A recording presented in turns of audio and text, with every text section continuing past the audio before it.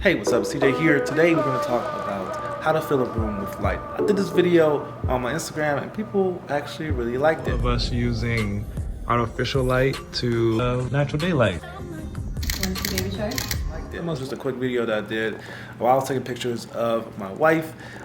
Take pictures for Instagram all the time, and this is one way that I like to make a dark room a little bit more lit. But you can see in this room behind me, it is super dark. Let me turn it off. Let me get it. There we go. Super dark. You may come around this situation when it's rainy outside or cloudy outside. You don't have any lights. You don't have any window. So this is how you can light a room and not have a softbox or any type of big dome or anything like that. We're gonna talk about a few things: how to light a dark room, how to make a light not seem too sourcey, and we're gonna talk a little bit about setting. So let's get into it. All right, so what do we do first? The first thing we do is try to figure out where we want to have our subject sit at. We decided that we want to have the subject sit right over here by the fireplace, and also figure out where the light is coming from in the room. So right now, as you can see, the light is coming from this big window and this little window over here. Now, what we want to do is kind of mimic where that light is coming from as much as possible. So if that is in the shot, maybe the window is in the shot, it kind of looks like it's coming from that side of the room. This is what we call motivated lighting. Basically, if you see a light in the shot, the audience or the viewer is going to think that the light is coming from that source. So we're going to use this window or this window to motivate our light. So when we set up our Godox, we're going to put it in a position where the light is somewhat coming from the source that we wanted to come from. Now, you already have a little bit of light spilling in this area right here. So there's a little bit of light coming over from here. There's not really much light coming in from over here because it's so far away.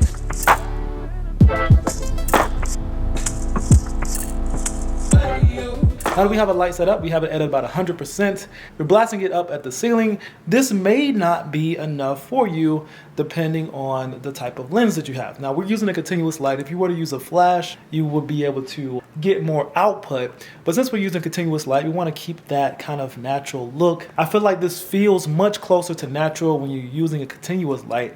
But if you would like to use a flash, you can do that as well. Position your light the same way that I'm doing now. I'm going to be using this cinema lens that has a wide open aperture. It actually shoots at t1.5. But now we're ready to shoot, see what our subject looks like. Hope you guys are tracking and following me so far. Let me know if you guys have any questions in the comments below. Also, if you have any tips or tricks for this type of lighting, let us know in the comments below. I want to see what you guys have to say about it.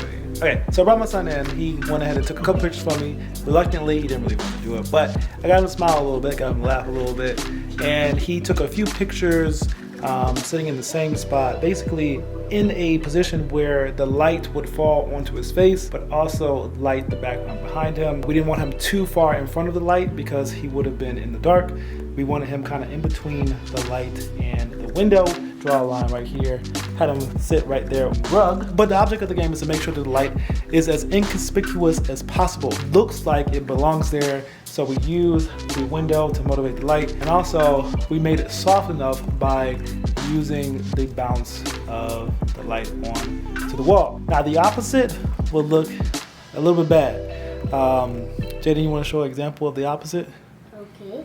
Let's do an example of the opposite real quick. Now this is very exaggerated. We used the light with no dome, no type of softbox, and pointed it directly at his face. We put it a little distance away from it, so it's gonna make those harsher shadows. But I really wanted you to see the difference between light pointed directly at the subject and a light not pointed directly at the subject. I hope that helped you out. I hope that was a good tutorial for you. Let me know if you have any questions in the comments below, and I'll see you guys in the next video. Peace. It's like they don't care that I'm filming a video right now. They don't care at all. I hope you guys are enjoying this. I hope you guys enjoy. What are they doing? What is that?